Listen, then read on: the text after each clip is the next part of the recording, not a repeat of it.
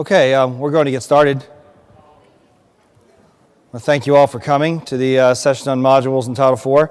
A couple of introductory remarks. My name is Greg Martin. I'm with the Office of Post-Secondary Education in Washington, D.C., and with me is Kevin Campbell, who's with FSA. He's a training officer out of Dallas. So the two of us are going to do the session today. A couple of housekeeping things. We do have a pretty full session. So unfortunately, we probably are not going to have any time to take questions in here during the presentation. We do have a session directly following this one. So we're going to have to vacate this room immediately after this session is over. If you have questions following up what we talk about today, Kevin will be immediately following this session. Kevin will be outside the doors and to the right. There's a grand piano over there. He'll be there, not playing the grand piano as it turns out, but answering questions about this topic. And as soon as I'm finished, I'll be out there to follow him. But just want to make it, we can't have people gather up here because we have another group coming in directly after this one. Also, just want to reiterate, this is advanced concepts, and by that we mean that we're presuming a little bit of knowledge about this topic coming in, so we're not going to do a lot of basics about it the way we would have in the past. And for those of you who have been to our sessions before, you've already seen that. We do have a few introductory slides here, just reiterating what modules are. Here you see a very typical academic calendar comprised of a spring and fall semester is the academic year. There's also a summer involved with this. You probably have in a lot of your campuses. And in this configuration, you see that we have modules involved. We have a spring 1, spring 2, summer 1, summer 2, fall 1, fall 2. So that just introduces the topic. It shows you an example of a configuration. It doesn't have to be the one you use, but this is what we're talking about when we talk about modules within a standard term.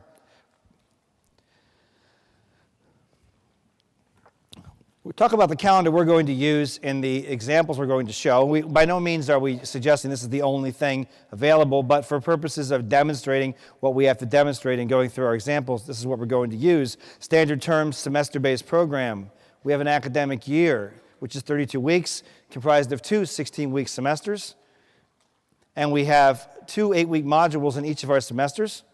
And the classes may last the entire term, so there are some classes which go the entire 16 weeks, and there are also some classes which take place only within one or the other or both of these 8-week modules.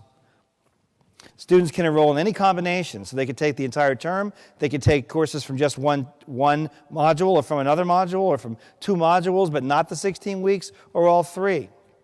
Full-time enrollment, pretty standard. We're using the minimum full-time enrollment definition of 12 semester hours per semester. And here you can see a little graphic showing you what we have. The 16-week semesters comprised of, or including rather, two 8-week modules. So some things to think about with our example here. First, some disbursement considerations. Payment period is always the entire term, the entire standard term. Whenever you have a standard term, that is your payment period. Modules don't change any of that. So you're never going to be dispersing for or doing a disbursement for a payment period and having that be anything less than the payment period itself, which is necessarily going to be the standard term if you have standard terms. And that doesn't matter whether the student's enrollment is over the entire term or whether it's for each 8-week module, or even if the student's only enrolled in one 8-week module, the payment period remains the same. And the payment of Title IV funds, except of course for work study, which is a little different, is calculated on the payment period basis. Now, if you want to break up a payment period into multiple disbursements, you may do that. Remember, you're always calculating the payment for the payment period based on that semester. We've always had the concept, which even predates modules, that if you want to break up a disbursement into multiple disbursements, you're allowed to do that. Some schools will take the fall disbursement and break it up into 2, sometimes 3, for budgeting reasons. So you can certainly do that if you want to, disperse per module, but you're calculating the payment on a payment period basis, which is the term. The earliest disbursement date is 10 days before the first day of classes for a payment period. Let's talk a little bit about Pell Grant here. The Pell Grant recalculation policy may affect some enrollment flexibilities that you have. So when you move to modules and you allow students to have these different configurations for enrollment within a standard term, it presents some challenges. So here we have the Acme School of Culinary Arts. We're not real good on coming up with new names for things. We're just going with the old Roadrunner example. At least it's not a catapult or a rocket, right? It's a culinary arts school. And if it beats School A, Kevin points out, it sure beats School A and School B, right? That was really unimaginative. And that's usually what I used to do. We used to actually use Sally's Student when I first started with Ed, and that was horrible. That was like something out of a third grade reader, you know. So the Acme School of Culinary Arts uses example 1 that we just looked at. That's the calendar, and has a Pell Grant recalculation date of September 21. So they have this one Pell Grant recalc date. Now you may refer to this as a census date, and the reason why I don't use that term, at least initially, is because we don't have anything in our regulations that says census date. Census date generally comes from the practice of taking a census, normally that being the last day for add drop, but we call it a Pell recalculation date, but you can use them interchangeably in most cases. So here we have the Pell recalc date, or if you will, census date on September 21, and you'll note that that falls before the start of Module 2, if you'll remember our previous calendar. So as of the Pell recalculation date, and this is prior to Module 2, Janet is enrolled for 9 credits. On September 23, 2 days after the Pell Grant recalc date, Janet adds 3 credits from Module 2.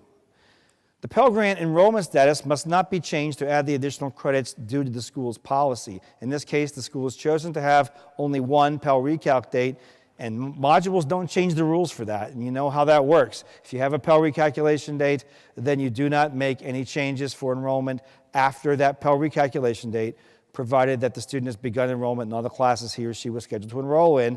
So we have this student who was enrolled for 9 credits. As a Pell recalc date, it's 9 credits. She started that number of credits. We're good to go. She adds some more. We cannot include those because of our policy. Now, outside the Pell recalculation date, and this is sort of on top of that, the student must begin every class used to determine enrollment status. Basic Pell rule here. It's actually statutory. Here we have Cindy at Acme again, using our first example calendar, and there's a single Pell recalc date for Cindy. She enrolls for 6 credits in Module 1 and 6 in Module 2. As of our September 21 Pell recalc date, she's still enrolled for 12 credits. So enrollment status is full-time with a disbursement made based on that enrollment status.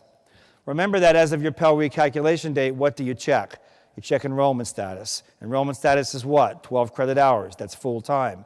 Now you can go ahead and pay based on full-time, bearing in mind that our student in this case hasn't really begun all those credits because 6 of those are going to occur in the next module, which is yet to begin. So you can go ahead and pay based on the full-time enrollment. And as of September 21, that's where we are. However, on September 25, she drops the 6 credits in Module 2. Our Pell recalc date is passed. So had she actually begun all 12 credits and then dropped some, we'd be okay, right? Because we'd be past the Pell recalc date, she would have begun all the credits. We're past the Pell recalc date, but she didn't begin all the credits. So because she can only be paid for those credits she actually began attendance in, we're going to have to do a mandatory Pell recalculation here and go down to a half-time enrollment status. Let's take a look at another example. The Pell Grant recalc policy affecting enrollment flexibilities again. Here we have the Borac School of Mining. It uses our example calendar. We have multiple Pell Grant recalculation dates here. Remember, in the previous example, we had only the one. And the school must recalculate Pell Grants up to the Pell recalc date for the last class in which the student enrolls. This goes back to our rule that allows you to have multiple recalculation dates. There are pluses to having that, and there are a few minuses as well. So you can see here that we have September 7th for Module 1, indicated by the red arrow. We have September 21, which is the green arrow, which appears to be before the red arrow, but we'll let that go. So these arrows, when you're doing these slides, in deference to us, or our excuse, it's awful difficult to pull all that stuff down, especially at my age. Kids can do it easily, but I should have my daughter do it. It'll all work out well. But she could do it on an iPhone, probably. But here we have the recalc dates for Module 1, Module 2, and we have September 21 for the full semester. So we're working with 3 recalc dates here, which is perfectly acceptable. Continuing with our example, we see the recalc dates again, As of September 21 recalc date, which is the one for the entire term, the student enrolled for and began 12 credits from the full semester. So as of our September 21 date, indicated by the green arrow, our student has begun all the classes, that's 12 credits. On October 3, he drops 6 credits. On October 3, he drops 6 credits. And note that's before the recalc date for the second module. On October 20, he adds 3 credits for Module 2. As of November 1, Pell Grant recalc date for Module 2, he is enrolled for 9 credits. The final Pell Grant enrollment status is 3/4 time. Now remember, he actually started 12 credits, but that was before our recalc date. We had to use the recalc date that was the recalc date for the last class our student enrolled in, which was in the second module. So as of that point then, when we look at that recalc date or that final census date, he's only enrolled for 9 credits. So this is an example of where you can have a downside to having multiple recalc dates as opposed to an upside. Let's talk about loans briefly. Loan periods. And this is old news, but it's one that still catches people. The shortest period of time for which a loan may be originated is a term, not a module. So if you have a term comprised of modules, even if a student's only enrolled for one module, you would still originate that if you were doing a term-only loan. In most cases, you're doing it for the academic year. But if you were doing a term-only loan, the shortest period of time for which you could originate that loan would be the loan term would be the entire loan term, meaning it would be the entire semester. The student enrolls for spring semester only in our example, taking 6 credits, all of which are from Module 1, but the loan period will be the entire spring semester, not Module 1. And loan eligibility for the term-only loan is based on the following calculation. I have to point this out every year. Again, we still have some questions about it. There is only one calculation for determining loan eligibility. That is cost of attendance minus EFC, in the case of a subsidized loan, equals EFA, or minus EFA, rather. So you're taking COA minus the expected family contribution minus estimated financial assistance. That is the eligibility for the loan. You don't take an annual loan limit and cut it in half because the student is going only one semester. You calculate the loan the same way you would as if the student were going for the full academic year. Some more direct loan considerations. What about enrollment status? This is another question we get from people all the time, and so we want to make this clear. The census date idea, or the concept of the census date or recalculation date, is not applicable to direct loan. It's a Pell-only concept. It has no bearing on loans whatsoever. So whenever anybody calls me and talks about they have a direct loan and the census date is whatever, my first response is, so what? It makes no difference. Recalculations for loans are never required. Enrollment status is checked at the time of disbursement. So a student enrolls for 6 credits, 3 in Module 1, 3 in Module 2. Student begins attendance in Module 1, and you've dispersed your loan. At that time, the student is enrolled, the enrollment status is half-time. The student never begins attendance in Module 2. Remember here we had 3 credits in each module. So as of the time you disperse, the student only started 3 credits, but loan disbursement rules say what? Check enrollment status as of the time of disbursement. As of time of disbursement, our student was enrolled 6 credits. The fact that he never begins Module 2 makes no difference as far as loan eligibility is concerned. He was eligible when you dispersed. You did not go back and recover that loan based on the fact that the student never began full-time enrollment. That's not an issue with loans because you did not have to go back and recalculate. The loan disbursement's okay. You're going to have no recovery of funds. You may have an R2T4 issue. And as a reminder to myself, I'm going to say again that we are not going to discuss R2T4 here because there's a whole other session called Advanced Concepts for R2T4 with modules and whatever else, and you're welcome to come to that. I'll be doing that one as well with David Musser, so if you want to talk about that issue, we can do it there. In this case, if the student was scheduled to go for both modules but didn't return for the second and hadn't dropped those credits prior to the end of Module 1, we could have an R2T4 situation. So just bear that in mind. But for our purposes, we're talking about loans. You're not going to adjust that loan. So cost of attendance changes. This is something we added this year because we had some questions about COA. Let's take a look at what happens here. Cost of attendance, these are some basic rules which you might want to review. You kind of forget them after a while. And you know what? When Kevin and I were doing this presentation, we kind of forgot how the cost of attendance for teach grants works. We were both trying to forget teach grants, trying really hard, and then we couldn't. So here it comes to get it. One time, I knew all this stuff, so we had to go back and read it and find it out again. So this slide is correct, for those of you trying to forget. Cost of attendance for Pell Grant and Iraq, Afghanistan service is based on full-time, full-year costs. That's a basic, something you read the first day when you were forced to read the NASFA modules or whatever when you first started working in your office and nobody had time for you. Cost of attendance is always full-time, full year. Cost of attendance for campus-based, teach, and DL, Direct Loan Plus, is based on the student's actual cost for the period for which the loan is intended. So unlike Pell, where you're always using that 9-month EFC full-time, full-year cost, for loans, it's going to be for the actual time period attended. And enrollment status is going to be a factor. You have to exclude those costs for periods the student will not attend. So if the student won't be attending a module, you'll exclude those costs.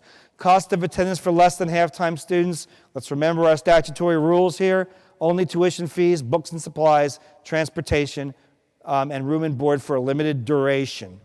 And dependent care may be included. What's more important is what's excluded. Miscellaneous and personal expenses never included in the cost of attendance for a less than half-time student. That's either for Pell or for direct loan. Because even though with Pell you're using that full-time, full-year cost, you'll extract those costs that are related to miscellaneous personal expenses with a student who is less than half-time. Notice the asterisk there for limited duration room and board. Up to 3 semesters or equivalent with no more than 2 being consecutive. That has to be one of the worst laws ever put into place. It's so convoluted. Why they did that, I don't know, but that's the rule. Pell Grant. What about cost of attendance changes with Pell Grant? No requirement to recalculate a Pell award for cost of attendance changes during the award year. So if COA changes, there is no requirement to recalculate that Pell. Can you do it? Yes. But I don't know why you'd bother. I was dealing with one school, and they insisted on doing this. And then they told me how complicated it was. And they said, well, the complication's all on your part because you're doing something you don't have to do. So I wouldn't be bothered with it. I don't know why you'd spend valuable staff time looking at something like this. You don't have to do it. Here's an example. Student accepted into on-campus housing after the fall term, and the budget for on-campus housing is lower. Do you have to go back and look at that Pell Award? No, you did not. And even if you did, let's be honest, would it make any difference in the Pell Grant? No, you'd be above the bottom cell on the Pell payment schedule anyway. So it's all kind of academic, right? No pun intended. So if you choose to recalculate for changes in cost, the recalculation policy must be applied consistently. If Pell is recalculated because of a change in enrollment status, now you know you do have to recalculate Pell for this. So if you're changing or recalculating Pell because of that change in enrollment status, it's only going to really be an issue if the student drops to less than half time, since Pell Grant is always based on a what budget? Full-time, full year, right? So we're talking cost of attendance now, not the actual disbursement, right? So you're going to have to recalculate the enrollment status, but as far as the cost of attendance goes, not going to be different unless the student drops below half-time enrollment. Here's an example. The student enrolls full-time for the first semester, then drops to less than half-time for during that semester. Costs change because only certain components are allowed. So in that case, you're going to have to look at the COA and extract that personal miscellaneous information. But that's the only case where it's going to make a difference, because you're using full-time, full-year costs. So only where it's less than half-time and you have to take out those personal expenses and miscellaneous expenses will it really make any difference. What about cost of attendance for campus-based programs? Well, they have to reflect changes to costs over the course of even a semester. And this is where campus-based departs from Pell and direct loan. So where you have a student whose enrollment has changed or costs have changed, you have to determine if there's still a need for campus-based aid. Or there's no over-award, since the changes in costs have to be factored in. So, with campus-based, you're not awarding based on enrollment status, but you have to look at the fact that the student might have changed costs due to the fact that he was full-time, now half-time. Got to go back and see, does he still qualify for that campus-based award? Here's an example. Student enrolls for modules 1, 2, 3 of the fall, but drops all classes for module 3. You're going to go and look at that cost of attendance and exclude any of those costs from Module 3. Whereas for direct loan and for Pell, you're not going to do anything regarding cost of attendance. You may have to change the Pell Grant enrollment status, but you're not going to change the cost of attendance. Campus-based awards, again, are not dependent upon enrollment status. Let's talk about direct loan and cost of attendance. As we said before, COA based on actual costs, excluding periods for which the student will not attend. You might not know this. You know, in the general course of events, when you're packaging at the beginning of the year, before the beginning of the year, you might not have any idea whether the student's going to attend Module 1 of Semester 2 or whatever. You might not know that. You're packaging based on what you know, and that's fine. But if you know for sure, when you're packaging loans, the student will not be attending a certain period of time, you have to factor that in when you're doing the cost of attendance for your loans and remove those costs. You may not originate loans based on a projected enrollment status, unlike with Pell. With Pell, you are allowed to project full-time enrollment if you want to, beginning of the year, many of you do. Why do we allow that? Because if the student doesn't actually begin full-time, you're going to have to adjust. But remember, we don't have that rule with direct loan, so we have to account for that, and we say you may not do it on projected enrollment status. You have to have some indication of what the student will be attending. We're pretty flexible. We allow you to use whatever you have at the beginning of the year and project that out for the full loan period. Documented enrollment status for initial term, as I said, may be projected. No requirement to recalculate for any reason after the loan is originated. Here's an example. Loan originated based on cost for modules 1, 2, and 3. The fall semester, student drops all classes from Mod 3. We do not recalculate our direct loan. Here's an example of another calendar. Standard term, semester-based program, 2 8-week modules. Classes may last the entire term or occur within modules. Students may enroll in any combination of classes. And here again, we've seen this before. Now we have Adriana. She's going to attend fall and spring semesters. But in the fall, she is only half-time, and she is attending only Module 1. So we're asking here, what is Adriana's loan period? What is her cost of attendance? What is her EFC? In this case, we know that for the fall, she's only going to be attending that first module. So the first question here is, what is Adriana's loan period? And what's the answer to that? Her loan period is going to be from the first day of fall to the last day of spring. In this case, we're packaging for the entire year, right? So even though we know she's only going to go 8 weeks in the fall, we're going to package for the entire period of time. What is her COA? Let's see here. Okay, right. We know Adriana is half-time for the fall, so we can only use the costs that are associated with the enrollment status, without enrollment status for both academic terms. So the problem with this is, in this example, we have to base our origination on something we have. We can't project it. We got to go on what we have. We know right off the bat that Adriana is only going to be enrolled on a half-time status at this point. Unless you have some other indication that you know she's going to enroll, in more later on, but in this case you don't, so you'd have to do it at halftime. Fortunately, this is probably not going to be a big deal for most of you, because as I said, in most cases you won't really know. You're just, the student indicates somewhere they're going to be full-time. You go with that, you originate your loan. So the school can change the spring cost of attendance and loan amount if applicable, if the enrollment status changes when the spring semester starts. So you have to assume the enrollment status for spring with no other reason. So just pointing that out. Probably won't come up too frequently, but it's something we have to consider. What about the EFC? So we know then that our student, we know up front, is only going to be attending 8 weeks in the fall semester. The EFC for the number of months from the beginning of fall to the end of spring, you could do it that way. Take the EFC for the full number of for the full time. The EFC from fall to spring, but back out the break between semesters. EFC from fall to spring, or back out the fall for Module 2. Any questions on that? Oh, we're not taking any questions. I forgot. We can't do that right now because we're moving on. If you have any questions for that, we'll take them in the hall.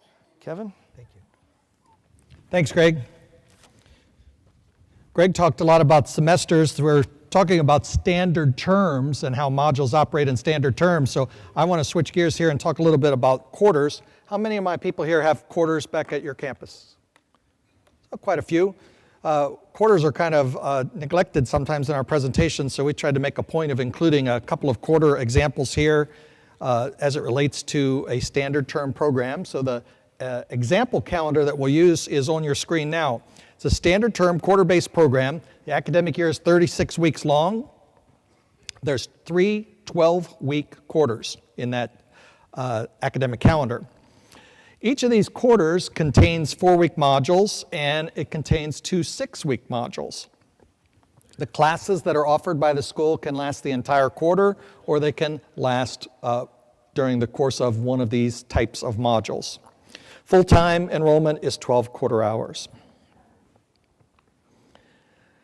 So all the considerations that we talked about from the example 1 calendar, which dealt with semesters, apply here and can be used to apply to semesters if that's what you have at your school. Here, because we have some increased enrollment possibilities for the student to pursue different types of classes offered in different types of modules that this school offers, there's more to be aware of. Schools can last the entire term. Students can have modules, classes and modules that are lasting 4 weeks or 6 weeks. There's multiple starts. Modules overlap because some of them are 6 weeks long, some of them are 4 weeks long, but overlapping modules is not a problem because all of these modules are housed within the confines of a standard term. The terms do not overlap, you'll notice. Going back to our graphic, these terms don't overlap, modules do. Modules that overlap don't create much of a problem. Terms that overlap can create serious problems. There's some potentially complex R2T4 scenarios, which Greg will go into great detail in his other presentation. There's increased enrollment status monitoring that you have to be aware of because the student is making starts at different times. They're starting at modules that are occurring later after the start of the quarter. The recalculation policy might be complicated depending on what the school chooses to do. Depends whether they're going to establish one Pell recalculation date for the quarter or if they'll try to establish a Pell recalculation date in each of these modules or some number of these modules. Regardless, there's going to be increased monitoring for the school to be aware of, monitoring of the students' starts and progress in this type of calendar. Let's look at a couple of examples. Maria is our student here. She has a 3 credit hour class that is in the second 6-week module of this quarter.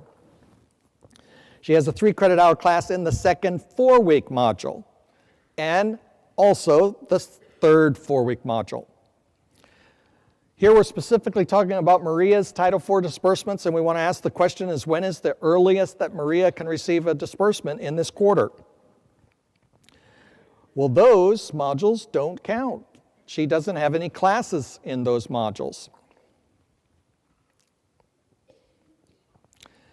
The regulations say that a Title IV disbursement could be made 10 days prior to the start of the student's classes. So Maria didn't have any classes in Module 1, the first 4-week module. Her first class starts in the second 4-week module, and that would be the gauge we would use for determining when an allowable disbursement can occur. So 10 days before the start of Maria's first class, which for Maria is in the second 4-week module, is going to be more or less where the red arrow is. This is the school's option. I am not here saying you must disperse to Maria on that day. I'm establishing when the earliest possible disbursement would be allowed. Many schools would wait until this student is actually starting the module. Your call.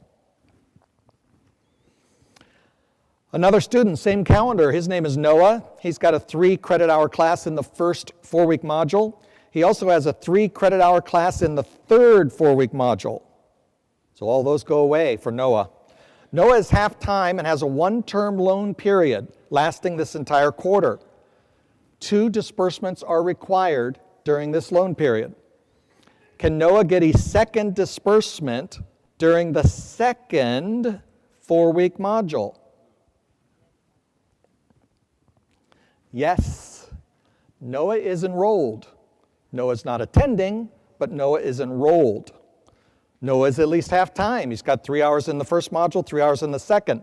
The COA for this loan period, as Greg just explained to us, would not include the time contained in the second 4-week module. We knew that he wasn't going to have classes then.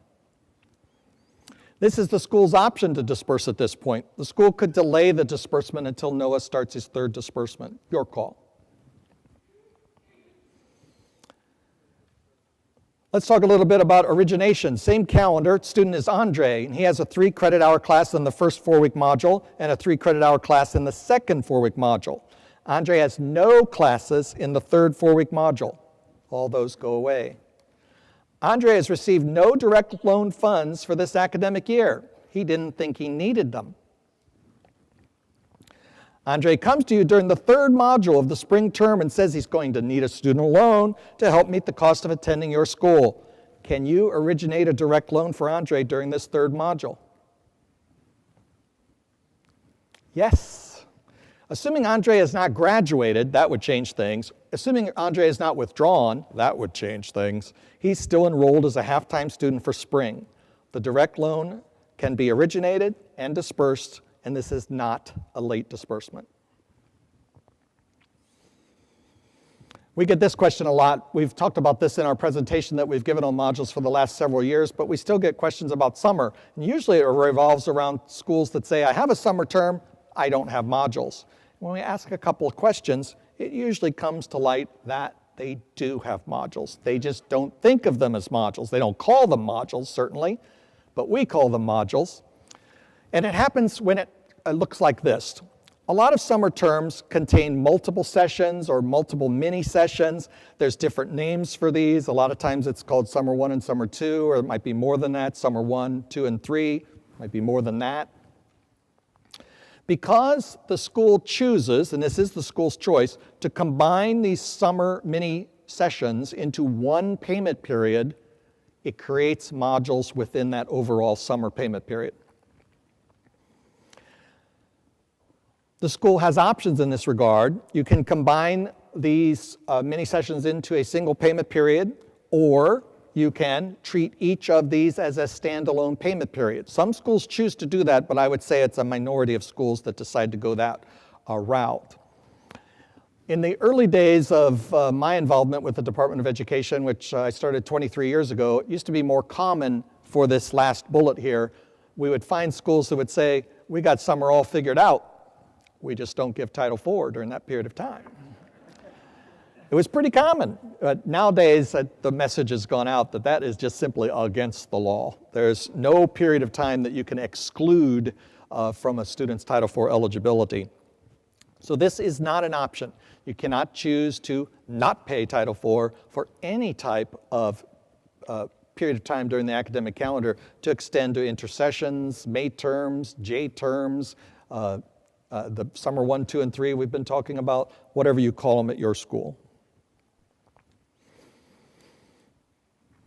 So let's talk about Pell Grants specifically in the summertime.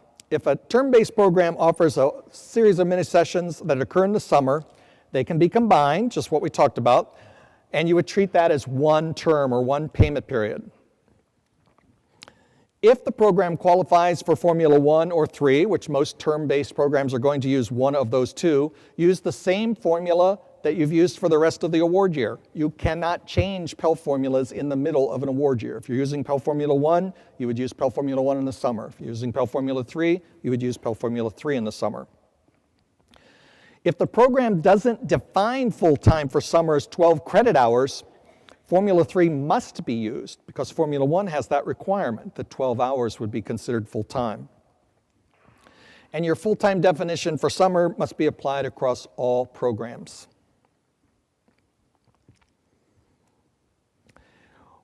Most schools combine their mini sessions into one term, and that's what we're looking at here, is when that happens, the weeks of instructional time in the combined term, the summer payment period, are the weeks from the beginning of the first mini session that resides in the summer payment period until the date the last mini session ends.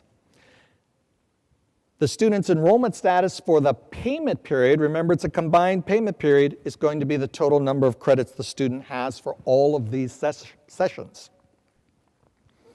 If this combined term, this new payment period that we've created by combining these mini terms, crosses over the award year, that means that this payment period has two dates in it, June 30th and July 1st, not either or, both dates are in this payment period, then that payment period is a crossover payment period. It does not matter where the student's classes are. All the students' classes might reside in one award year or the next. It does not matter. The payment period is what's crossing over, not the student.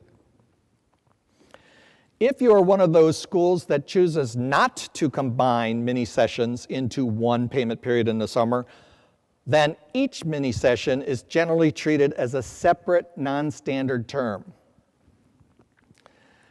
Typically, we say Pell Formula 3 must be used in non-standard term calendars. There's an exception, though, for standard term schools that have these mini sessions in the summer and choose to treat them separately, so long as they say full-time is 12 hours in each one of those mini sessions. They could continue to use Pell Formula 1, sort of a big exception to the general logic we would apply to this. And I use the term logic loosely when talking about this. Switching gears, talking about direct loans. Specifically in the summertime, the SAY, or the standard academic year, I think that stands for scheduled academic year, doesn't it? Scheduled academic year.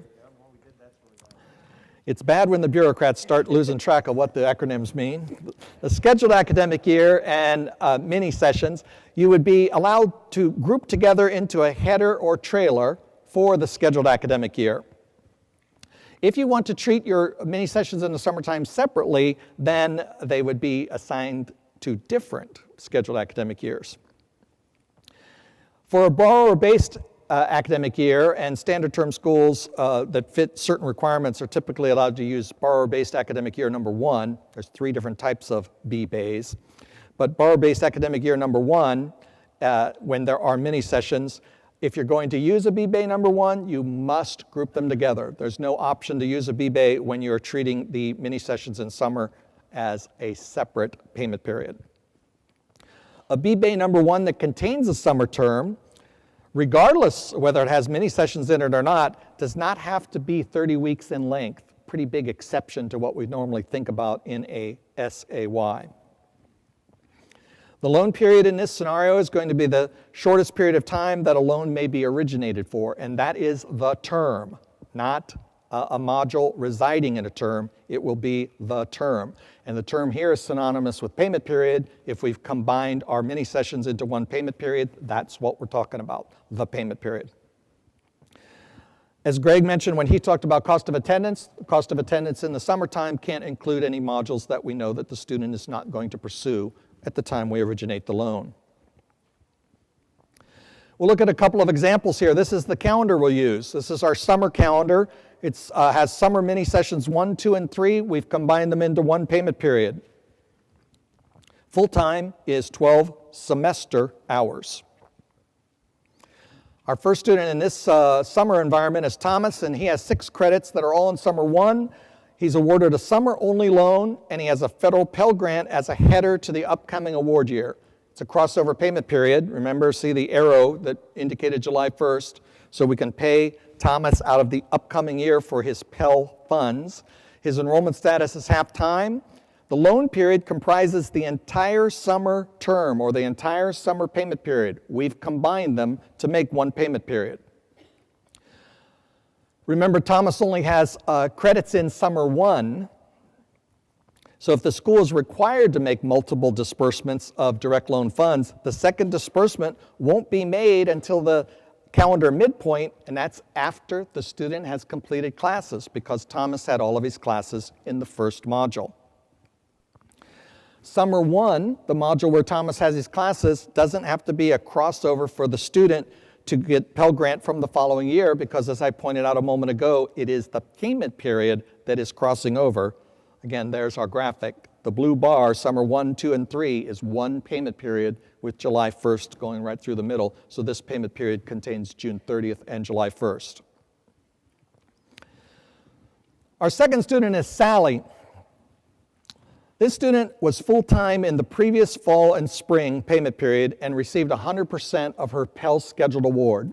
And this is an example that we used to use before there was year-round Pell. So we thought we would get clever in this second bullet and try to explain what was going on with year-round Pell, and we didn't do a very good job of it, and so I'm going to make that bullet go away.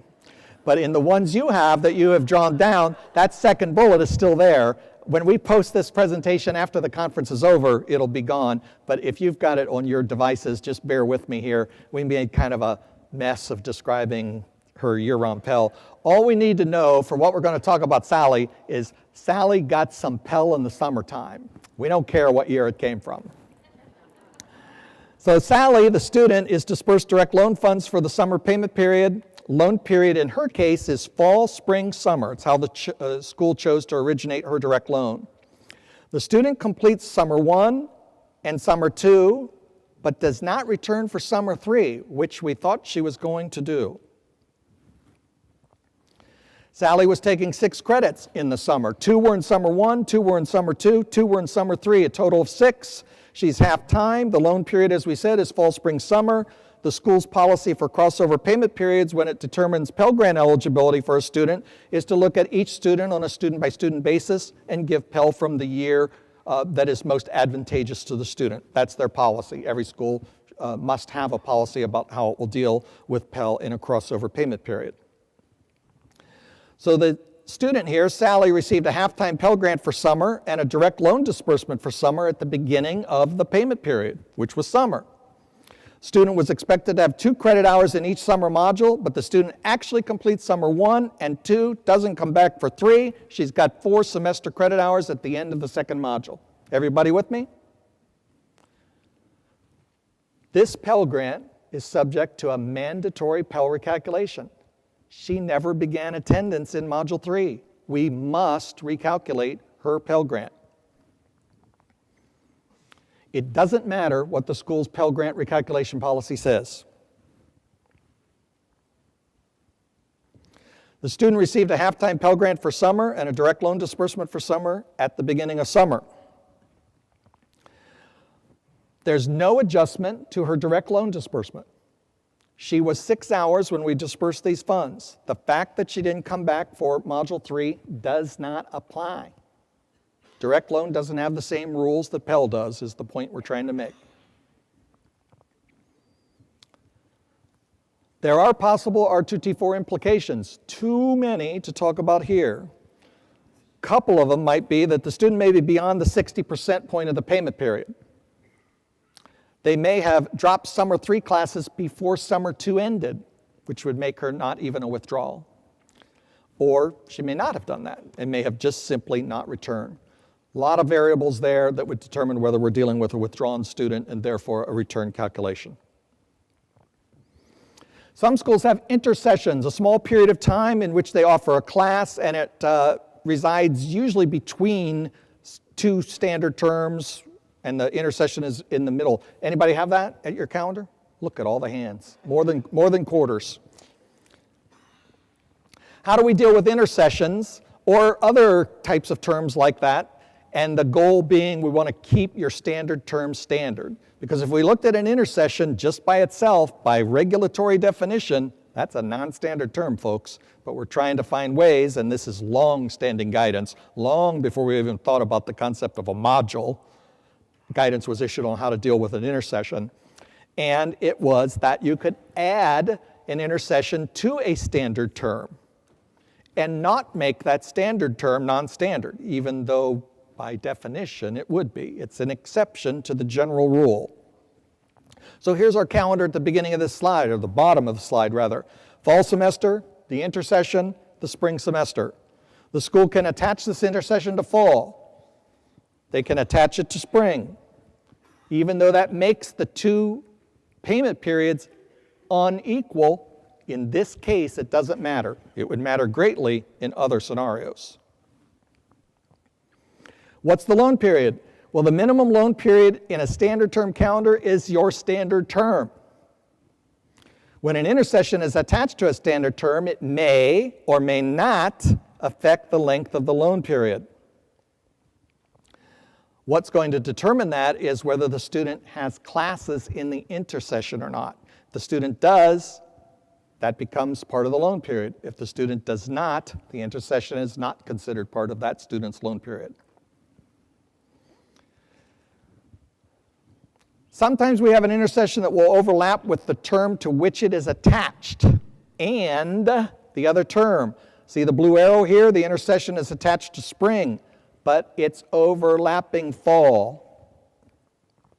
That is not okay. These would now be overlapping terms. The intersession overlapping the spring to which it is attached, not a problem. But the intersession overlapping fall to which it's not attached now creates a situation where fall and spring overlap, and when payment periods overlap, there are no payment periods. Terms overlap, there are no terms. It becomes a non-term calendar.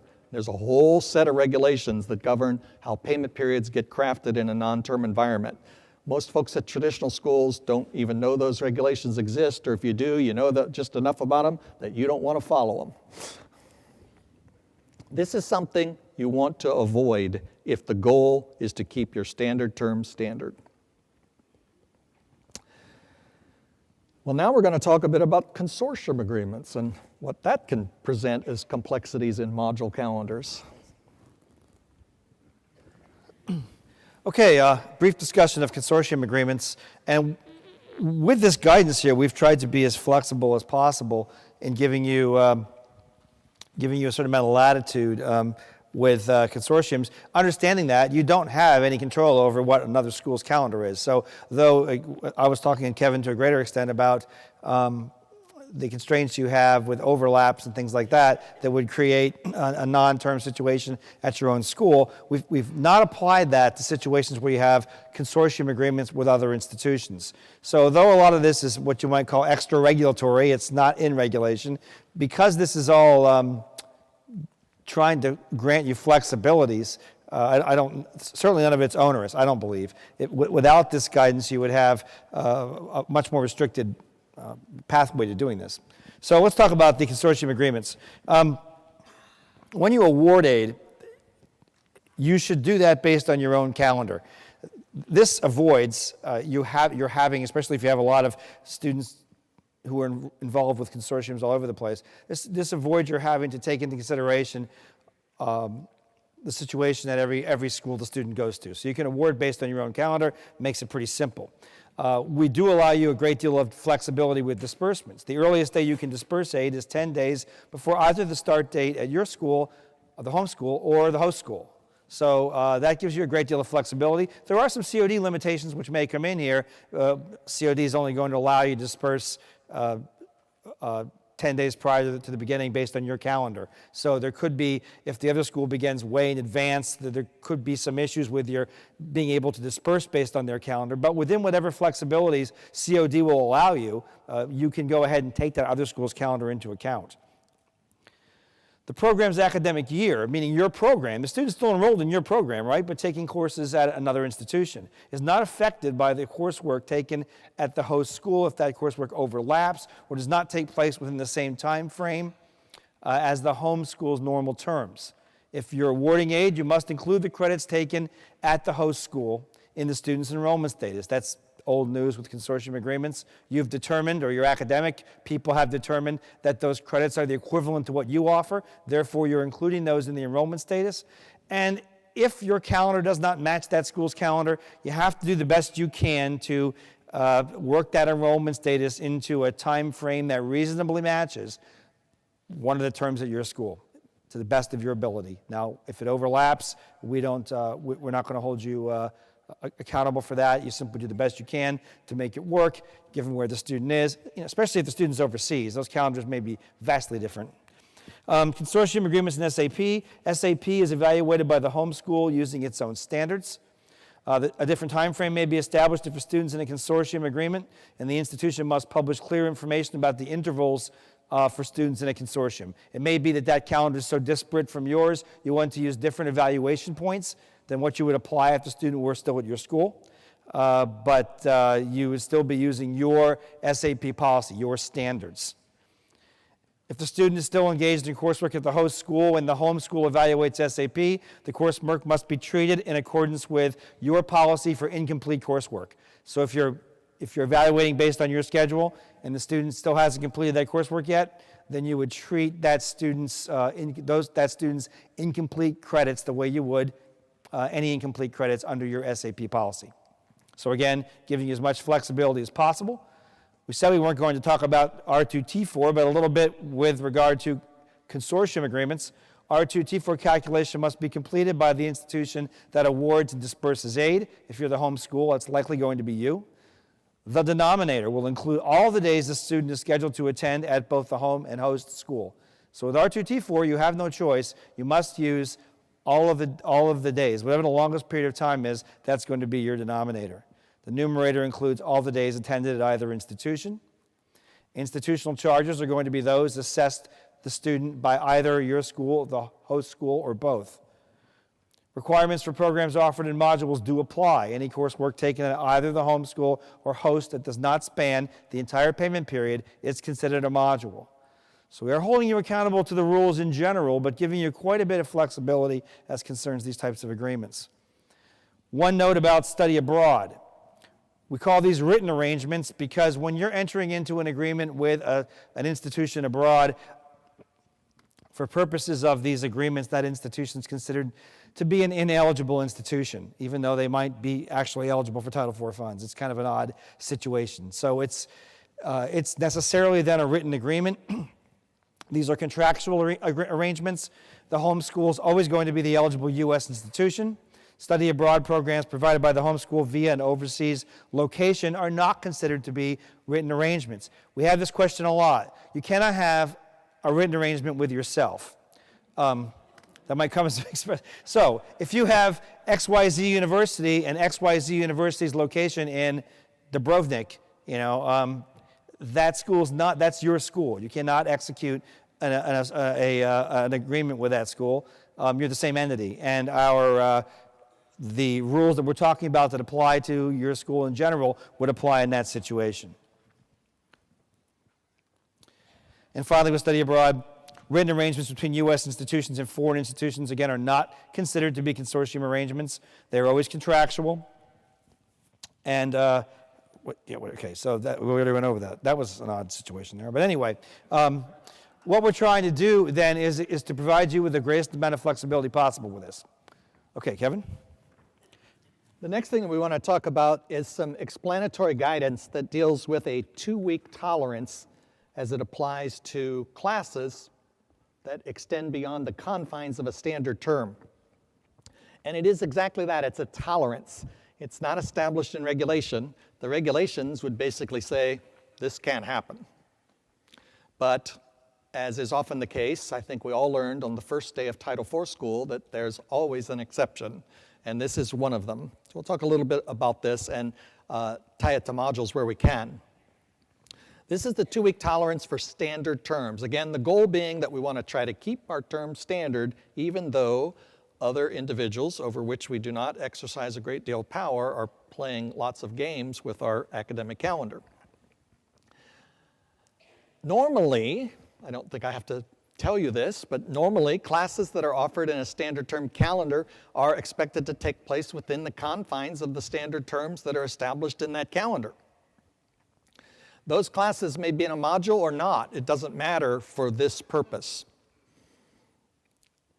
If a class or classes within an academic program exceed the confines of the standard term by more than 2 weeks, it renders the term non-standard, and that program will be non-standard. And that program would have to then obey the whole set of rules governing non-standard programs and non-standard term calendars. Notice I'm saying non-standard. I'm not saying, there's a lot of negatives in that sentence, non-term. Non-term and non-standard are different. Earlier I said terms that overlap create a non-term environment. Here we're talking about this class extending beyond 2 weeks, beyond the confines of the standard term, creates a non-standard term. Again, typically something you all probably want to avoid if your goal was to keep your term standard.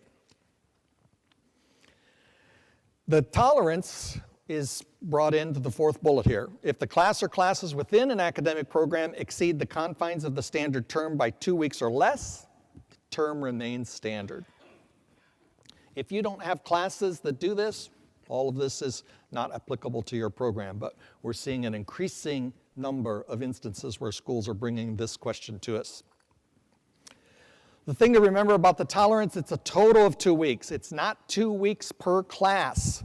If History 201 extends the semester by 1 week at the end, and Geology 201 starts 10 days before the semester, and these are part of the same academic program, the 2-week tolerance has been exceeded. We're looking at 17 days. That's more than 2 weeks. This school has just created a non-standard term environment. The 2 weeks that is being granted must be contiguous to the term. There should be no unreasonable breaks between the class extension and the term itself.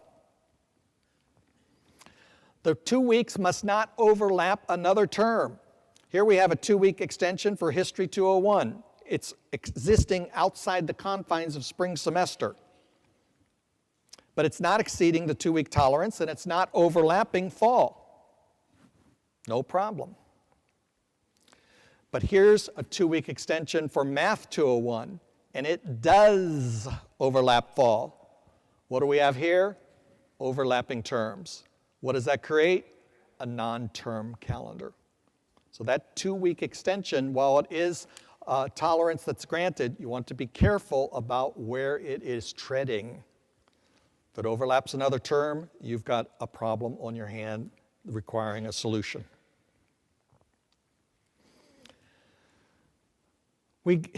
Since we've started talking about intercessions and the 2-week tolerance, mostly in this presentation over the last several years, there's been some confusion about the two things, and they're often mixed up. And we wanted to clarify that these are two different concepts. This is the graphic showing the 2-week tolerance. It's when a class extends beyond the normal boundaries of your term. Here we see history extending beyond the normal spring semester. The point of the tolerance is to allow you, with a standard term calendar, to continue to treat your terms as standard. This is the graphic that deals with the intercession, and that the intercession can be added to a standard term, here be it fall or spring, your choice, and it keeps your term standard. It's when a class begins and ends in the intercession. The intercession is not an extension of what's happening in spring. It's a separate offering of a class housed within the intercession. We're combining it for Title IV payment period purposes. Attaching the intercession to a standard term is allowing you to keep that standard term standard, an exception to the normal rule. These are different concepts. Here's both graphics together. The 2-week extension, that's a class that resides in spring and just spills over a bit, as opposed to a class that resides in the intercession, and the intercession is attached to its mothership, the spring semester or the fall semester. Don't confuse these two different concepts. We'll talk a little bit about reporting information, especially as it relates to modules and some of the things that we've talked about here. We'll talk first about enrollment reporting, then we'll talk a little bit about COD reporting. Specifically here, we're talking about intercessions. We're talking about enrollment reporting. The intercession is between the fall and spring, and it's attached to spring in our example. See the big bracket there attaching the intercession. Remember that the students' total hours for the intercession in spring are what you're going to report to NSLDS as that student's enrollment status. Many schools see this intercession as a separate academic term, and for academic purposes it is. But for Title IV purposes, you have said we are combining them into one payment period. So for NSLDS enrollment reporting, which is a Title IV process, not an academic process, the enrollment status reported is the combined enrollment status. And so often at this point I hear schools say, my system won't do that. And my reply is, I don't care. We must do it. This is a Title IV process. It's a Title IV reporting requirement. We want to know what the student's total enrollment status is. You are the ones that told us this is one payment period, and that's the enrollment status that we would require that you report to our system.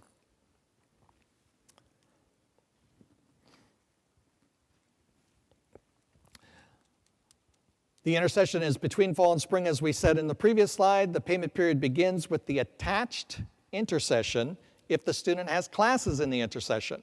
We're attaching the intersession to spring for the students who need that. And the students who need that are the students that are pursuing classes in the intersession. So their payment period starts when their intersession starts, because it's part of the overall payment period, which now contains two modules, by the way. The intersession and the normal spring have just become modules in this longer payment period. The payment period is going to begin with the actual spring semester for the student who has classes in the spring and doesn't have classes in the intersession. You don't have classes in the intersession, that payment period is not starting for you.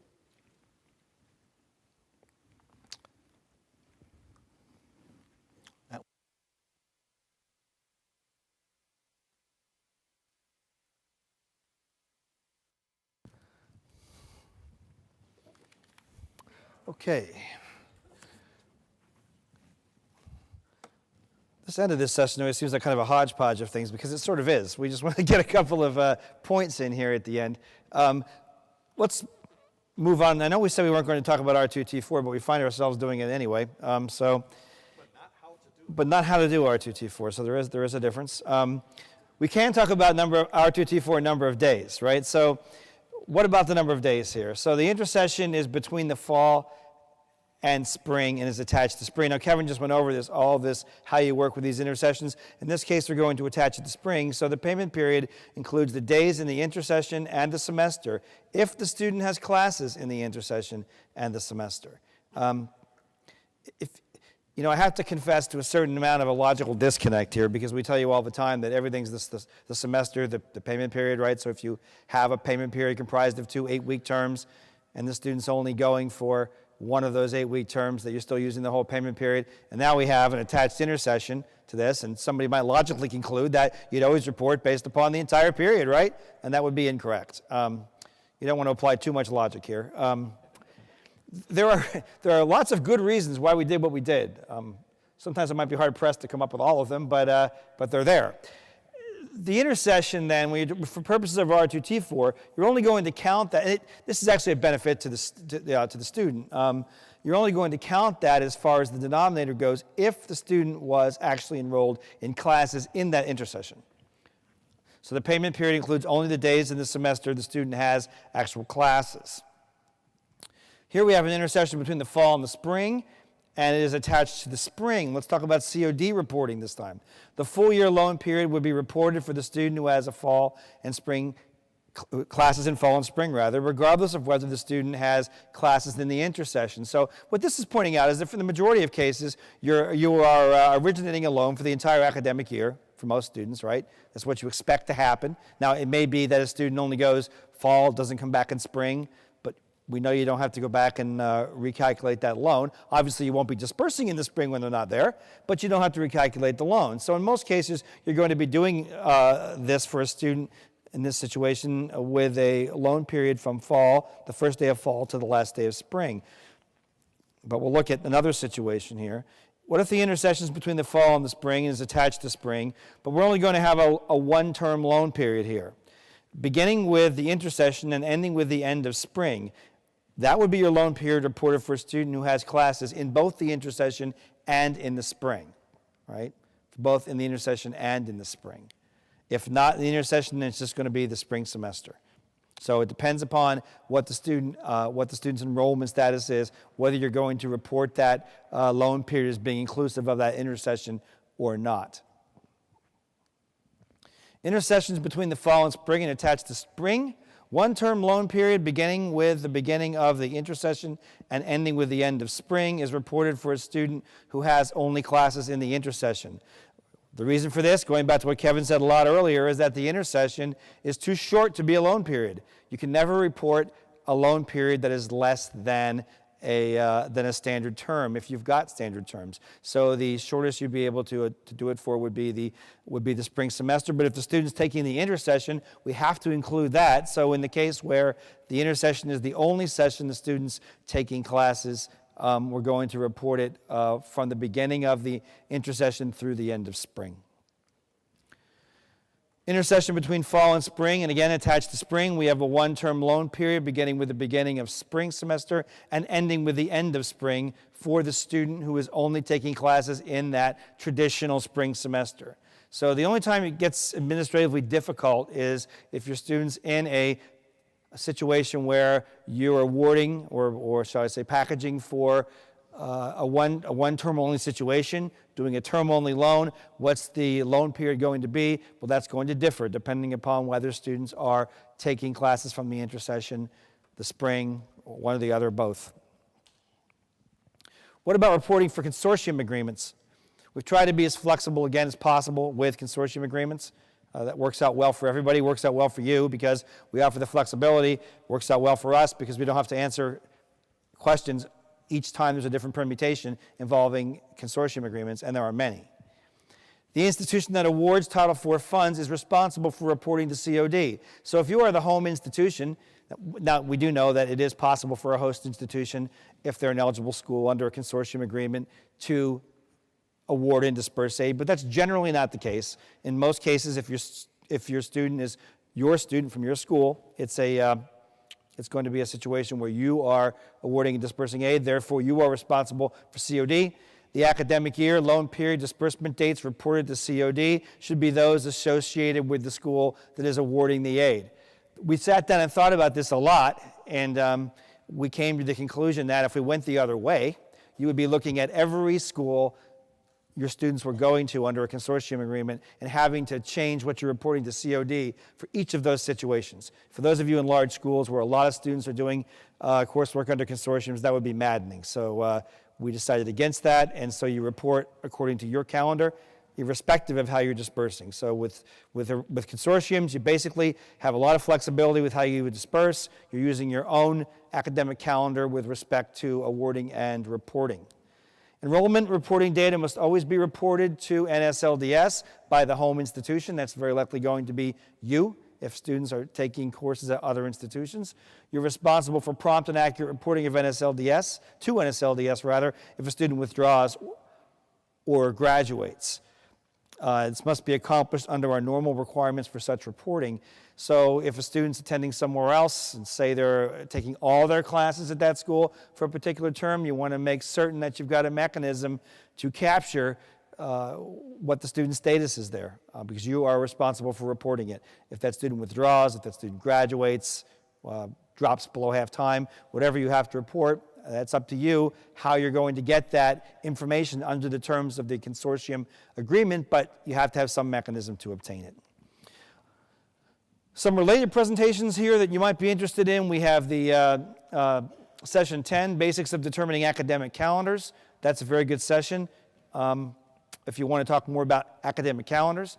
And session 23, the Return of Title IV Funds, Advanced Concepts that Kevin made reference to earlier. We would also encourage you going back and looking at our 2016 presentation on this topic where we covered some more basic concepts. Questions? We don't have time to take them in here, but you're welcome to walk out. Kevin's standing by the grand piano. Thank you all for coming. Have a wonderful conference.